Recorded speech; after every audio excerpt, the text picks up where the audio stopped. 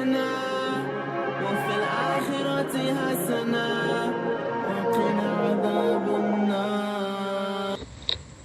Nah, teman-teman sekalian, kali ini ada sesuatu yang spesial banget ya. Ada request nih dari teman-teman milenial fisabilillah. Yoi, saya sebutnya milenial fisabilillah. Kenapa? Karena yang minta anak zaman now dan request materinya keren banget ya. Ini tentang Isra Mi'raj. Jadi luar biasa, soleh ya. Masya Allah, anak zaman now request tentang materi Isra Mi'raj. Semoga dari pembelajaran yang kita lakukan di hari ini akan ada banyak kebaikan yang Allah berikan kepada kita semua. Nah, kalau kita ngomongin tentang Isra Mi'raj, sebenarnya kalian tahu nggak sih Isra Mi'raj itu apa, ya kan? Apa sih hikmah yang bisa kita dapat ketika kita mempelajari tentang Isra Mi'raj? Nah, insya Allah beberapa menit ke depan kita akan bahas bareng-bareng apa itu Isra Mi'raj dan apa hikmahnya yang bisa kita ambil dan kita praktekkan dalam kehidupan sehari-hari. Nah, teman-teman sekalian, manusia itu hidup dalam 3 dimensi waktu, masa lalu, masa sekarang, dan masa yang akan datang. Nah, masa lalu itu adalah kenangan, nah masa sekarang itu adalah kenyataan, dan masa yang akan datang adalah harapan, impian, atau cita-cita. Nah, dulu orang bijak itu pernah mengatakan bahwa orang yang baik sesungguhnya adalah orang yang mampu mengambil pelajaran dari masa lalu untuk dapat menentukan sikap terbaik di masa sekarang, dan sekaligus mampu merencanakannya untuk hari yang akan datang. Nah, dulu Rasulullah dan juga pernah ya mengatakan kepada para sahabatnya itu, waktu itu Rasulullah sedang berkumpul dengan para sahabatnya, "Wahai sahabatku, maukah kalian aku beritahu siapa orang yang beruntung?" Kemudian Rasulullah mengatakan, sesungguhnya orang beruntung adalah orang-orang yang hari ini lebih baik daripada hari kemarin. Maka dari itu cocok banget kalau hari ini kemudian kita membahas tentang Isra Mi'raj, agar kemudian mampu kita jadikan pelajaran dan mampu kita amalkan dengan sesuatu yang baik dalam kehidupan sehari-hari. Teman-teman sekalian, jika kita perhatikan di dalam Islam, hampir setiap bulan itu memiliki nilai-nilai sejarah yang unik. Pertama, bulan Muharram. Ada peristiwa apa di bulan Muharram? Peristiwa hijrah. Betul, peristiwa hijrah. Di bulan Ramadan ada peristiwa turunnya Al-Quran.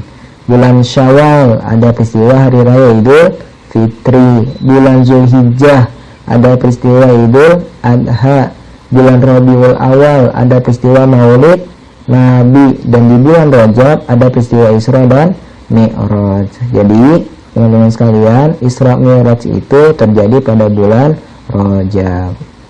Nah, surat yang sering kita dengar ketika membahas peristiwa Isra Mi'raj adalah surah Al-Isra, surah yang ke-15. Di ayat pertama ada di lembar sebelah kiri bagian atas, Allah mengatakan, A'udzubillahi minasyaitonirrajim, Bismillahirrahmanirrahim. Subhanalladzi asra bi'abdihi laylan minal masjidil haram ilal masjidil aqsa alladzi barakna hawlahu linuriyahu min ayatina innahu huwas sami'ul basir. Artinya, Maha Suci Allah yang telah memperjalankan hambanya, yaitu Nabi Muhammad SAW, pada malam hari dari Masjidil Haram ke Masjidil Aqsa yang telah kami berkahi sekelilingnya, agar kami perlihatkan kepadanya sebagian tanda-tanda kebesaran kami. Sesungguhnya dialah Allah Maha mendengar, Maha melihat. Nah, yang menarik teman-teman sekalian, jika kita memahami surah Al-Isra ayat 1 ini, Allah memulai sebuah peristiwa yang agung itu dengan sebuah kalimat Subhanalladzi, Maha Suci Allah. Masya Allah, ini menarik teman-teman sekalian. Apa hikmah yang bisa kita ambil dari kalimat tasbih ini, Subhanalladzi? Nah, teman-teman sekalian, perlu kita ketahui bahwasanya di dalam Islam itu ibadah itu bermacam-macam. Ada ibadah yang berat dan modalnya juga besar. Contohnya apa? Contohnya adalah ibadah haji. Ya kan, ibadahnya berat, modalnya besar. Ada ibadah yang berat tapi modalnya ringan. Coba apa? Contohnya adalah puasa ya. Puasa itu ibadah yang berat tapi modalnya ringan ya. Nah kemudian ada juga ibadah yang ringan tapi modalnya ringan. Apakah itu? Ibadah itu adalah ibadah dengan mengucap kalimat thayyibah. Contohnya mengucapkan salam, assalamualaikum warahmatullahi wabarakatuh, dapat kebaikan. Memulai aktivitas dengan membaca basmalah, mendapatkan kebaikan. Ketika mendapatkan nikmat, mengucapkan hamdalah, dapat kebaikan. Dan inilah ibadah yang ringan, mengucapkan kalimat thayyibah. Ibadahnya ringan dan modalnya juga ringan. Masya Allah. Nah lalu teman-teman sekalian, di ayat selanjutnya Allah katakan subhanalladzi asra. Nah ini menarik, asra ini artinya adalah memperjalankan ya, asra artinya memperjalankan. Masya Allah, Maha Suci Allah yang menjalankan hambanya, yaitu Nabi Muhammad SAW. Jadi sudah sangat jelas banget dalam ayat ini, Allah lah yang memperjalankan Nabi Muhammad SAW. Allah lah yang berperan aktif dalam peristiwa Isra Mi'raj ya. Kan hari ini beredar ya, atau sejak dulu sih sebenarnya, tuduhan orang-orang kafir dari dulu hingga hari ini adalah kemudian mereka itu nggak percaya bahwa Nabi Muhammad itu ya, mampu berangkat dari Masjidil Haram ilal Masjidil Aqsa, lalu kemudian naik ke langit ke-7, bertemu dengan para nabi, melihat surga dan neraka. Itu mereka nggak percaya. Tapi kalau saja kemudian mereka itu mau memperhatikan sejenak surah Al-Isra ayat 1 ini, maka sudah jelas Allah katakan subhanalladzi asra bi abdihi. Maha suci Allah yang telah memperjalankan hambanya Nabi Muhammad SAW ya. Maka tidak heran jika beliau itu berangkat dari Mekah menuju Masjidil Aqsa di Palestina. Dari sana kemudian naik dari langit pertama, kedua, ketiga, keempat, kelima, keenam sampai ke-7, naik lagi sampai Sidratul Muntaha, sampai kemudian di bawah arsy-Nya menerima perintah salat, melakukan kunjungan ke surga dan neraka, lalu kembali lagi ke Mekah tidak lebih dari waktu sepertiga malam.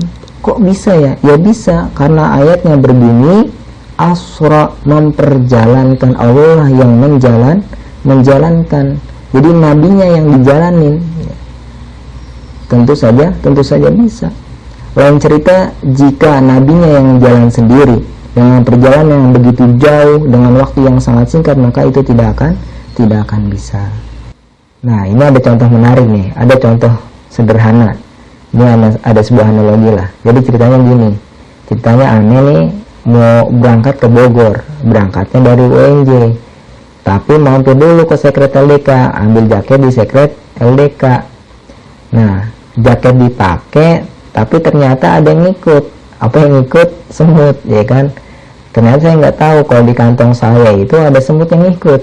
Nah, saya jalan ke Bogor jam 9 pagi dari UNJ, sampai Bogor jam 10. Setengah 11 urusan selesai, terus pulang sampai UNJ lagi jam 11. Pas nyampe di sekret LDK, jaket saya taruh, saya gantung lagi datu jaket di sekret LDK. Nah, pas sudah saya gantung itu semutnya keluar, ya kan, keluar dari kantong saya. Pas sudah keluar, cerita datu semut ke teman-temannya, wahai semut, wahai saudara-saudaraku, ya kan, dicerita. Percaya nggak? Aneh ini baru aja pulang dari Bogor, kata temennya. Kata si semut gitu kan. Nah, temennya bingung dan nanya dah tuh, jam berapa ente berangkat? Jam 9. Terus sampai sini jam 11. Ya, teman-teman yang lain nggak percaya kan. Yang semut, ya kan, kalau mikirnya pakai logika semut nih, nggak nyambung, nggak akan percaya. Mana mungkin, badan ente kecil, jalan ente aja lambat. Mana mungkin bolak-balik dari Jakarta ke Bogor dalam waktu 3 jam. Nah ternyata temennya nggak tahu, ya, si semut itu bukannya dia jalan sendiri, tapi si semut itu masuk ke dalam kantong jaket saya. Semutnya yang diperjalankan, bukan dia yang jalan sendiri. Makanya Abu Jahal, Abu Lahab, dan Abu yang lain, orang-orang kafir itu nggak percaya karena mikirnya pakai logika manusia yang ya jelas nggak akan masuk.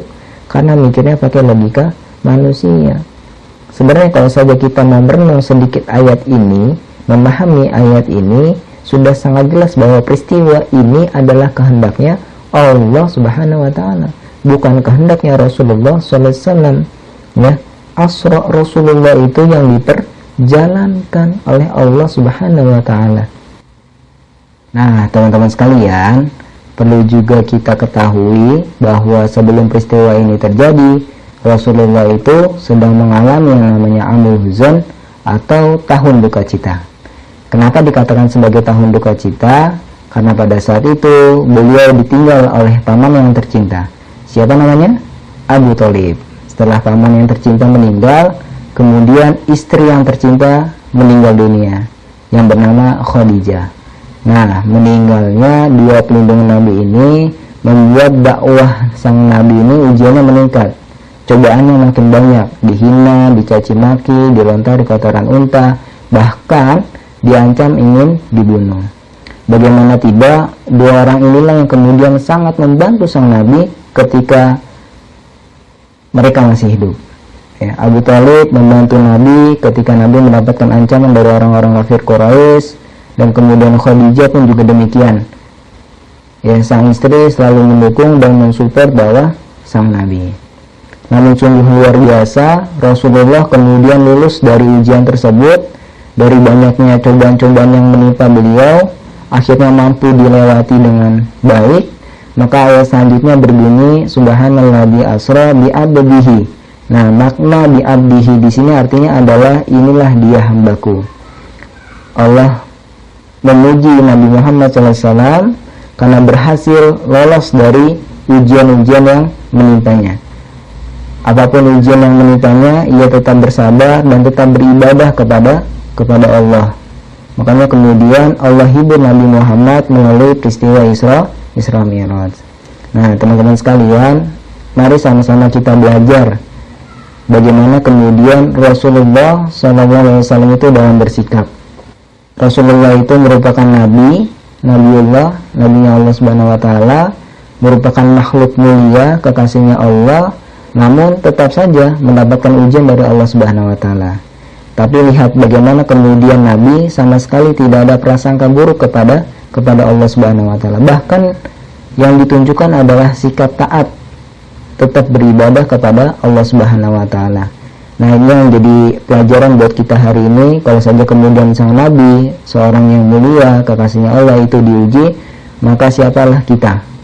Ya, maka ketika ujian itu hadir kepada kita, maka bersabar dan tetap beribadah kepada Allah itu adalah pilihan terbaik. Hingga akhirnya kemudian Allah akan memberikan kasih sayangnya, hiburannya kepada kita, insya Allah.